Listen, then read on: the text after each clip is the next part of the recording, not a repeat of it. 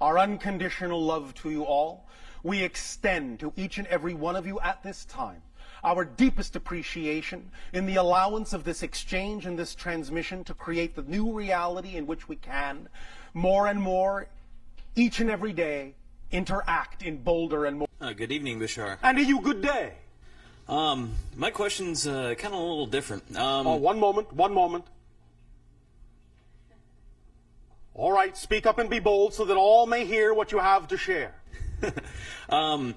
I've been doing a lot of studying with our earth sciences and trying to expand my knowledge and trying to... You have been expanding your knowledge, yes? Yes. Not trying to. I have been expanding my knowledge, you're right. And I had a question for you. Yes, sir. In relation to us, we know the speed of light to be 300 million meters per second, approximately, relative to us. All right. In the third density, what would the speed of light actually be relative to zero motion? So as you said in your lab before, as space-time is a 0 to 100% concept. Yes. As we know it, what would be zero as far as motion to the full speed of light? What would the actual speed be? Because relative to us... The speed of light doesn't change in that context. What we were talking about is that you would simply experience all the time. You understand? Yes. There is in the idea space-time. Therefore, if you are occupying that 100% space-time by moving 90% space, then there is only 10% left for time, and that's why time slows down the faster you move closer to the speed of light. So in that sense, thus then, not moving at all or hardly moving at all simply allows you to experience all the time. That's what we meant. It doesn't change the idea of the speed of light in terms of its actual rate in your physical reality. Okay. Does that make sense? Yes, it does make sense. All right. I guess what I'm trying to ask is, what would the rate be, the velocity be, relative to us? Because I know we are moving... It stays the same. I know relative to us on Earth, we are moving at a velocity, so therefore we can only measure it relative to us. Yes. But relative to the actual full speed from zero, not moving at all, to the speed of light, what would that be? Your science of relativity tells you that the speed of light doesn't change with any relative motion of anything else. Only your perception of what's going on in space-time does. Okay. Does that make sense to you? The speed of light, or what you call the speed of light, is literally the vibrational barrier of your third-dimensional reality. So in that sense, what you're actually describing is more like a fabric than something that actually has a rate. Does that make sense? Yes. It does make sense. Thus, then, the idea of the rate of flicker going from parallel reality in the way that we have described it is really the way to express what you're talking about. But in terms of its absolute rate, since it is the defining barrier or border of physical reality, it doesn't change relative to any other motion within that reality. Okay. Relative to, say, fourth density, would it be moving at a different rate? Yes. What would that rate be then in relation to third density? What would the... It can be anywhere from many thousands of times faster to many millions of times faster. It depends upon where you are in the idea of the higher reality levels. So as you move to a higher density, light speeds up by... Well, in a sense. Now understand that what we are talking about here, in a sense, is a euphemistic analogy. The idea is that you simply become more aware of more of what already exists.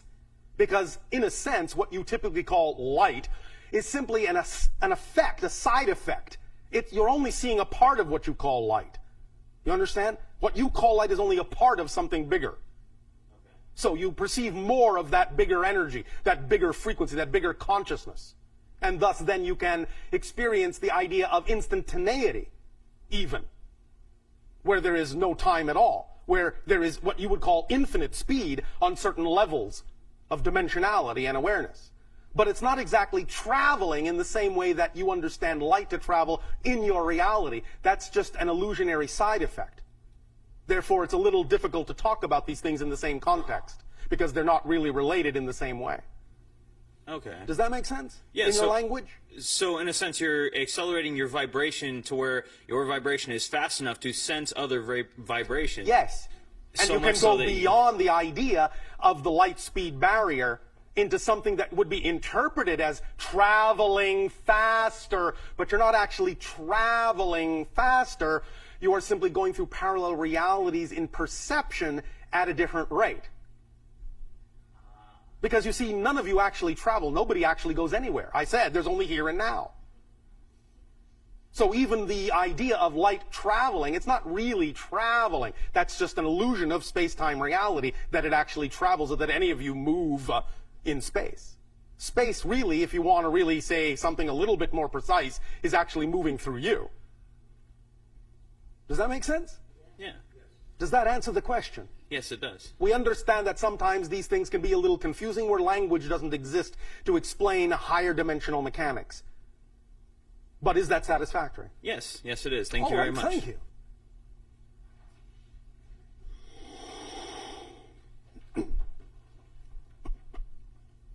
Hello. And to you, good day. Good day. So it seems like we are in a choose-your-own-adventure virtual reality game. Does Yes. that kind of... A very apt analogy. Yeah, it's keeping it simple. Yes. So Don't forget the second S. the second what? S. Oh, yes. I believe the entire phrase on your planet is keep it simple, stupid. Oh, right. No offense. None taken. None taken. All right, thank you. So, as you would say, the paradox in terms of discussing tuning to the reality that I prefer. Yes. As you know, there's a lot of dysfunction on this planet. Oh, yes, we know. And on the one hand, I feel compelled to want to get involved and help change it. On the other hand, I feel like, well, how about I just tune my frequency into the reality where I end up on the reality that is holistic and working. Well, that's what happens anyway. But- Both of them are the same thing. One is not exclusive of the other. You help, again, in your language, euphemistically, you help change things on your world by being an example, by acting as an example energetically, vibrationally of the world you prefer and shifting yourself to the parallel reality already representative of the vibration you prefer, because in the process of shifting, you act as an example to others so that they can also choose to make that kind of a shift as well. And that's how you help change the world, even though you're not actually literally changing anything in that parallel reality. You are simply shifting to another one, and that reality is still exactly the way it was, because all realities exist simultaneously. So the paradox is you help change the world you're in by actually shifting in the best possible way to another reality that is more representative of the world you prefer. Because you function as an example to others who can then do so themselves. Do you see how this is tied together? Yes. Are you sure? Yeah, I mean, I do get that. You sound a little hesitant. No, well, because a part of me feels compelled to sometimes want to get really more hands-on involved. Well, by all means do so. Well, hands-on involvement is the action we're talking about. You have to take physical action. You are experiencing a physical reality, and that's what we mean by the idea of acting as an example. If you really believe in a particular vibrational reality, then your actions will actually exemplify those things by example. Make sense? It has to be grounded in physical reality, otherwise it's just a mental exercise. You're not completing the circuit. It has to be body, mind, spirit, not just mind. You understand? yes. Therefore, by taking an action, you are physicalizing, you are crystallizing the energy of your intention and really radiating in the strongest possible way the vibration of the reality you prefer. Because if you were in that reality, you would be doing whatever it is. You would be physically acting in whatever way gave you joy. As you say that you were compelled to act. You understand? Yes. As long as you're doing it in alignment with your true self, with integrity, without expectation, then you are acting as an example. And by those actions, by helping, You are thus really anchoring that vibration in that reality as an example for others who can then make the choice to mimic that, mirror that, synchronize and harmonize with what you are giving off or not. Make sense? Okay. Does that make sense? Yes. Does that answer your question? Yes. Is that sufficient? Absolutely. Well, thank you.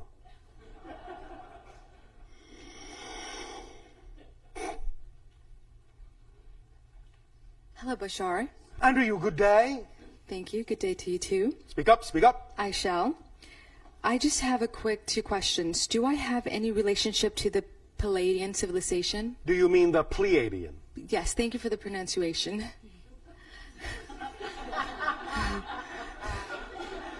Yes.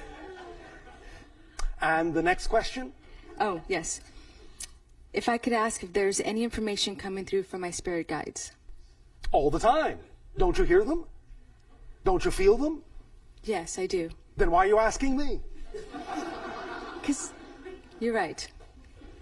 Well, it's a good question. Why are you asking me?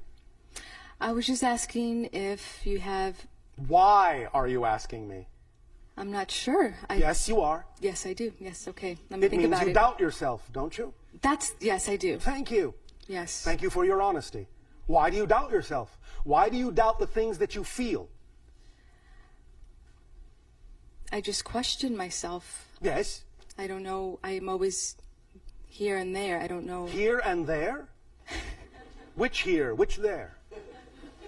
Would you rather be now? Yes, All right.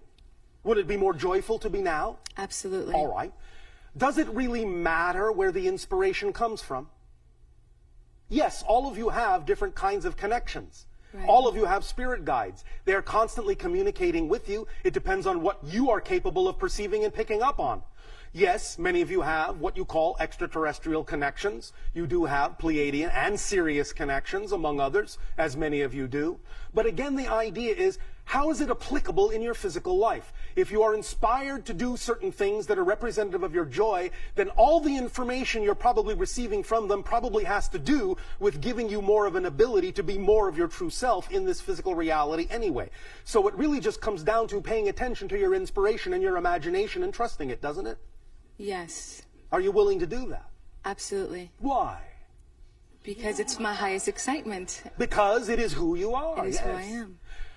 Is this answering your question? Most definitely. Thank you so much. Does it answer mine? Does it answer your question? Yes. Why do you doubt yourself? I don't anymore. Thank you. I really don't. That's what I needed. Thank Now, you. one moment. Please understand, as this connects to what we talked about in terms of shifting from parallel reality to parallel reality, all of you again, please remember that what you call your physical personality is just a construct. It's an artificial construct composed of definitional beliefs, emotions, and thought patterns and actions. When you say, I don't anymore, you are actually shifting into a new person, literally a new person. And thus, actually, if you really realize that the moment you shift, you are literally, not metaphorically, literally a new person in a new reality, then it's not really an issue of, I don't anymore. It's an issue of, I never did. Because the new person never has. Because the new person has a new history. Because you create the past from the present. So if you have actually shifted into a new person, that person doesn't have the same history that the person who was here a moment ago had. You are literally a new person all the way up and down the timeline that you've created for yourself. So it's not I never did, it's I never had. I've never doubted myself. That's who I am now. Right, right. Does that make sense? Most definitely. That's how you anchor it in. You follow? Thank you. Absolutely, yes. Thank you. Thank and you. And Thank you, you. and you, and you. Okay.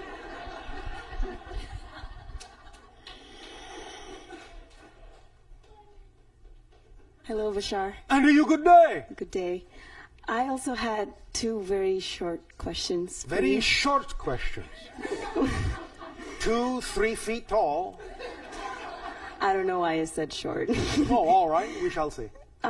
You talk about parallel realities. Yes, we did. And you just said how when you shift or you say something, you become a new person. Yes. The person that you were, does that person exist? Like, are there parallel Yes. you? Yes.